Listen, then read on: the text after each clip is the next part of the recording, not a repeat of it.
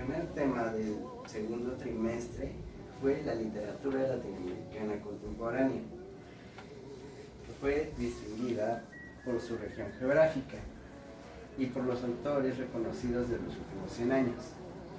La literatura latinoamericana contemporánea abarcó los géneros de poesía, novela regional, narrativa fantástica y realismo mágico. La poesía tuvo los estilos vanguardista, social y coloquial. La novela regional abarcó los temas de la Revolución Mexicana, social indigenista y las dictaduras. La novela narrativa fantástica utiliza la ficción, lo mágico, la maravilla y elementos sobrenaturales. Y el realismo mágico utiliza elementos reales con un clima sobrenatural. En los años 60 se dio un boom en la literatura latinoamericana por su innovación de su técnica narrativa, vanguardista y realismo mágico. El boom se dio por autores de distintos países. En Guatemala tenemos a Miguel Ángel Asturias, en México Agustín Yáñez, Juan Rulfo, Elena Garro, entre otros. En Panamá tenemos a Carlos Fuentes, en Paraguay Augusto José Antonio Bastos, en Perú Mario Vargas Llosa, en Argentina Adolfo Bioy Cázares, Ernesto Sabato, Jorge Luis Borges, Julio Cortázar, entre otros. En Brasil Jorge Amando, entre otros. En Chile María Luisa Bombal y José Donoso Yáñez. En Colombia tenemos a Gabriel García Márquez, Gustavo Álvarez Gardiazabal, y en Cuba Alejo Carpentier y José Lezama Lima. Y hay que recordar que Octavio Paz, el mexicano, obtuvo el Premio Nobel de Literatura junto a Carlos Fuentes, Julio Cortázar y Gabriel García Márquez. Trama viene del latín, que significa grupo de hilos combinados enlazados entre sí y forma la tela. Perspectiva de la trama es el punto de vista que le da forma al texto narrativo el autor. Las partes de la trama son inicio, desarrollo, clímax y desenlace. El inicio introduce al lugar, personajes y origen del conflicto. El desarrollo son serie de acciones que se encadenan para formar una historia. El clímax hace suspenso, donde culmina el desarrollo. El desenlace es la conclusión del conflicto. Las formas de organizar la trama son lineal y no lineal. Los sujetos siguen en la lineal, los sujetos siguen un orden cronológico. Como ya lo vimos, que se divide en inicio, desarrollo, clímax y desenlace. Y en el no lineal se rompe la cadena causa-efecto y crea más suspenso. Los tipos de final son abiertos y cerrados. En el abierto, la acción detonadora se interrumpe y no se sabe cómo termina. El lector lo tiene que imaginar. Y el cerrado, las dudas se aclaran al final y se conoce lo que depara a cada personaje y los problemas se resuelven.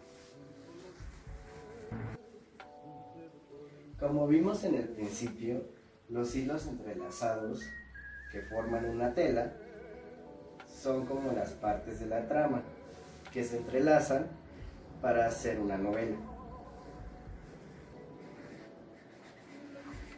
Voz narrativa es el ángulo de observación que le da el autor para darle formato al texto y determina lo que el autor quiere contarle al lector. El narrador protagonista está dentro de la historia, es un personaje y participa desde una perspectiva autobiográfica.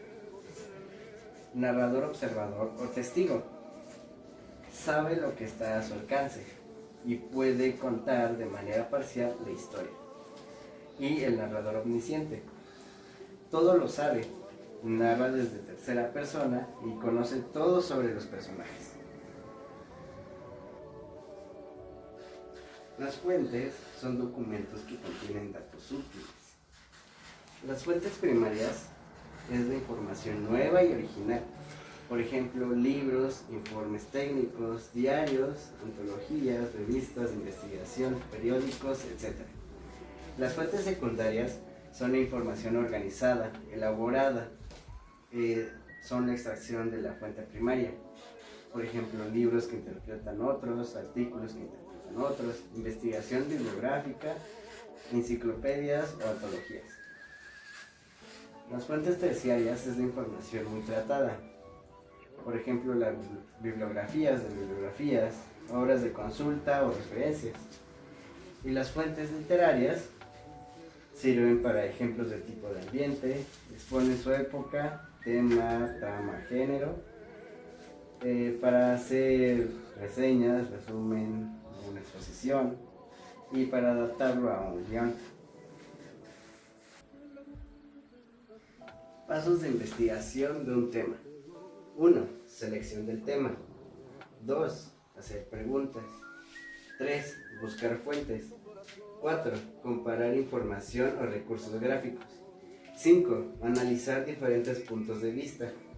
6. Resumen y gráficos. Las preguntas serían: ¿qué? Describe la acción o suceso. ¿Cómo? Dice la manera o la forma. ¿Quién? Para saber los sujetos de la acción. ¿Dónde? Brinda lugar. ¿Cuándo? Aporta el tiempo. ¿Cuál? Cuando hay opciones. ¿Por qué? Describe las causas. ¿Y cuánto? Da las cantidades.